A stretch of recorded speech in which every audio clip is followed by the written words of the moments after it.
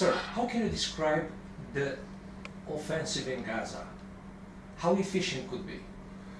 The offensive in Gaza is very difficult, very complex, because the Hamas organization is embedded inside the urban centers of Gaza, of Khan Yunis, of Rafah. So you have to fight against the terrorists and not to hit the non-involved people. Under any circumstance, it's difficult. Gaza is one of the most crowded urban centers in the world, so it is a lot more difficult. And therefore the military operation is very slow. It is very careful. There is a continuous attempt not to hit the uninvolved people and yet to reach out for the terrorists. It takes time, but I think that we have considerable achievements up until now in destroying the military power of the Hamas in the north part of Gaza. Now we have to move to the south part of Gaza, and it will be even more complex. But do you think Hamas could be dismantled in this way? And how long? I mean, months, years? Look, when we were fighting against Hezbollah in 2006, and you were here, everyone asked the same question. And the fact is that it took 17 years with not one single bullet shot by Hezbollah against Israel in all these 17 years, as a result of the military operation that took place in 2006. So in principle, you can't break down an idea, you can't break down an ideology.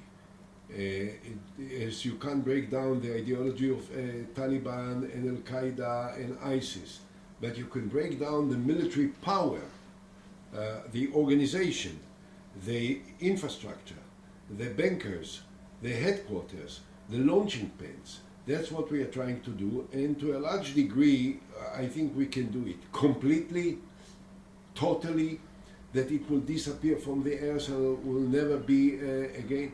That's hard to say. Sir, what about civilian casualties? The Hamas is talking about around 60,000, I don't know, 15,800, something like this. Look, you can't trust the Hamas when they talk about us, and you can't trust the Hamas when they talk about themselves. So you have to be very careful. There are definitely civilian casualties which are regrettable. It is not something that we want, it is not something that we are happy about, it is something that we regret. I was asked, how many thousands of them? I don't trust the numbers of the Hamas. No one checked it, no one counted it, no one knows precisely.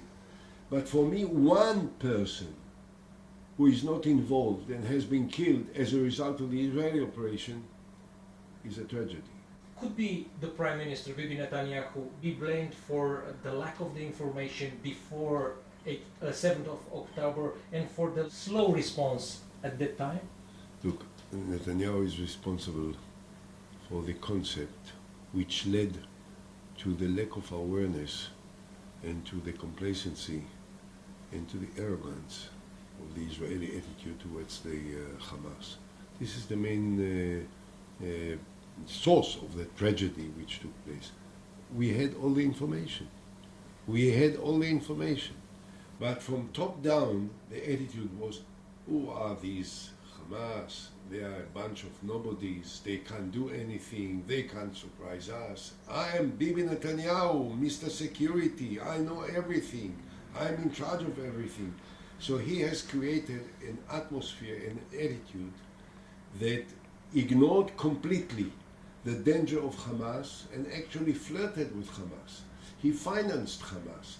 He allowed the hundreds of millions of dollars to come from Qatar and to be delivered to the Hamas for a reason. And the reason was that he didn't want to negotiate with the Palestinian Authority, because negotiations with the Palestinian Authority must have meant almost automatically territorial concessions.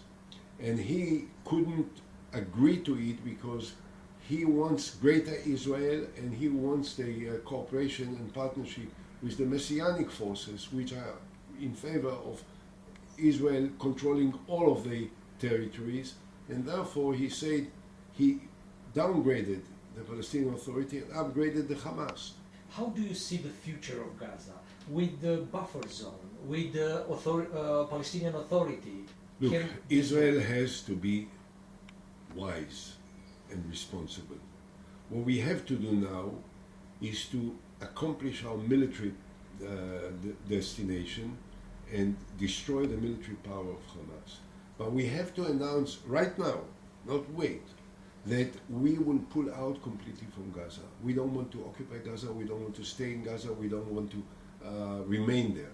Number two, we have to say that there must be an international intervention force that will take over from Israel for a short period of time, a year and a half, that will start to rebuild Gaza and also restore civil administration, because the destruction of Hamas means that there will not be any government there that can handle the civilian affairs. And what we have to do most is to provide a political horizon. Israel has to announce that we will be prepared to sit down with Palestinians to discuss the possible two-state solution.